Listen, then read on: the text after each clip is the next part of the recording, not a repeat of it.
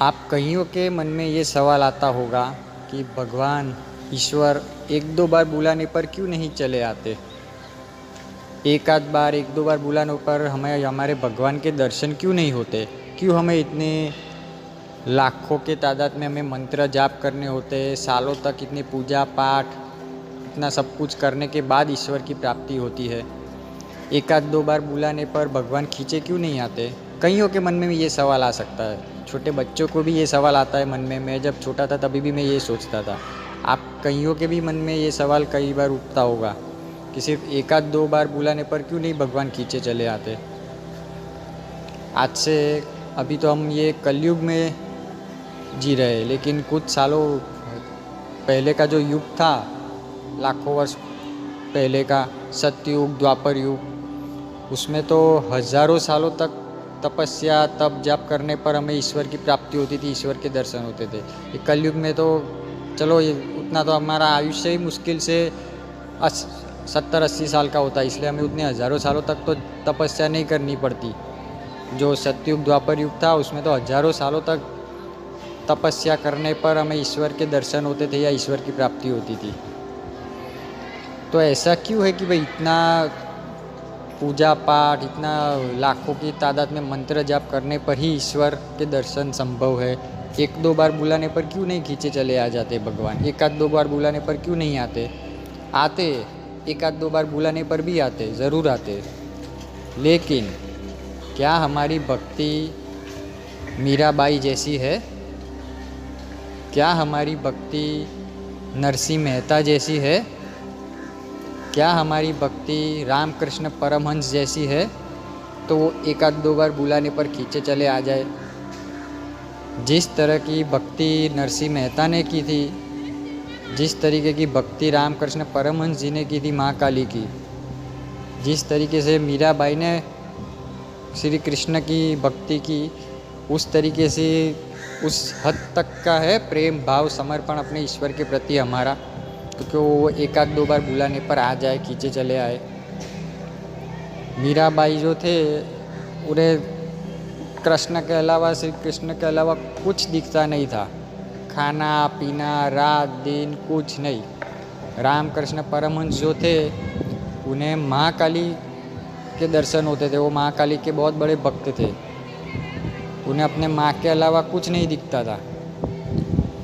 उन्हें अपनी उनकी जो वाइफ थी उनकी भी वो पूजा करते थे, उनमें भी उन्हें महाकाली के प्रतीत होते थे। अपनी वाइफ में भी वो महाकाली का रूप देखते थे।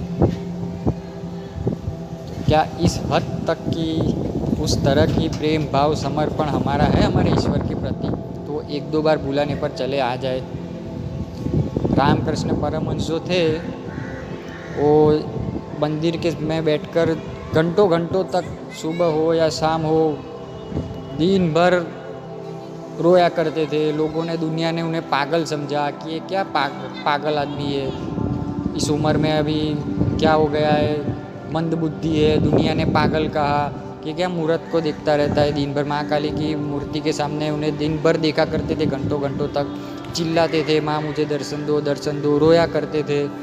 दुनिया ने बहुत कुछ समझा, उल्टा सीधा कहा, लेकिन कोई फ़र्क नहीं पड़ा उन्हें बस एक ही लालच थी, एक ही चीज़ दिखती थी, अपनी माँ काली माँ के दर्शन चाहते थे, अपने माँ काली के, अपने ईश्वर के प्रति उनका भक्ति भाव। बस दुनिया गई तेल लगाने। दुनिया ने बहुत कुछ कहा, पागल कहा, मंद बुद्धि कहा, कोई फ़र्क नहीं पड़ा।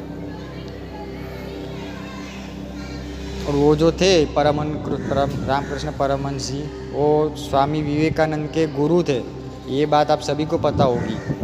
तो एक बार उनके जो शिष्य थे रामकृष्ण परमहंस जी के, तो एक शिष्य ने उनसे सवाल किया कि महाकाली के दर्शन आप ही को क्यों होते हैं, हम भी उनके दर्शन करना चाहते हैं, क्या हमें वो दर्शन देगी? क्या महाकाली के दर्शन हम कर सकते हैं? आप ही को क्यों दर्शन होते हैं, हमें दर्शन करना हो तो क्या करना होगा? तो वो शिष्य को एक बावड़ी जैसा था, वैसे में लेके गए, पानी भरी हुई बावड़ी जैसा था, और पानी में उसका सर डुबोया। कुछ सेकंड तक, कुछ पलों तक उसका सर बावड़ी में डुबा के रखा। वो तड़फड़ा उठा, एकदम सांस नहीं ले पा रहा था, झटपटा गया एकदम। फिर उसका सर बाहर निकाला।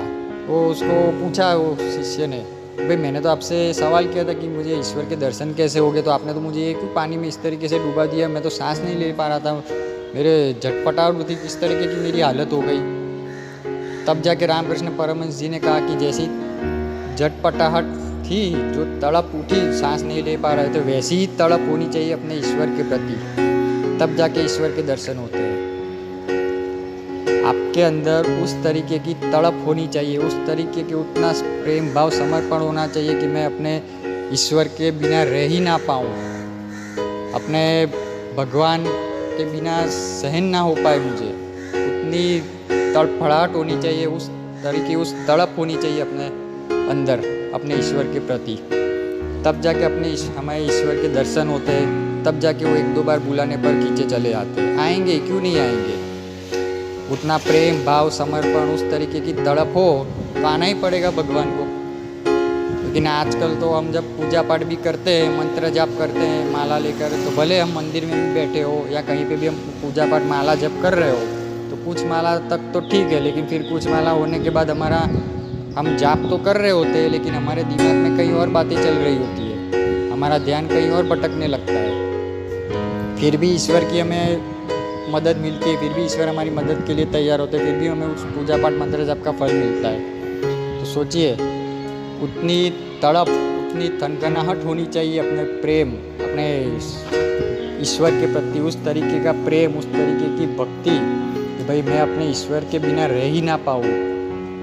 उस तरीके की एक प्रेम भावना समर्पण हो, तब जाके वो तड़प हो कि मुझे अपने ईश्वर के बिना रह नहीं पाए, तब जाके हमें हमारे ईश्वर के दर्शन होते और एक दो बार बुलाने पर भी भगवान खींचे चले आते।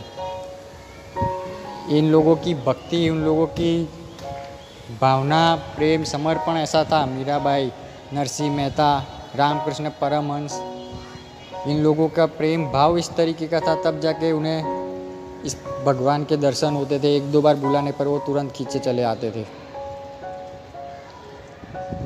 आशा करता हूँ आज की वीडियो से आपको बहुत कुछ सीखने मिला होगा। इसी तरीके की ज्ञानपूर्वक बातें जानने के लिए चैनल को लाइक एंड सब्सक्राइब ज़रूर कीजिए। मिलते हैं नेक्स्ट वीडियो में। धन्यवाद।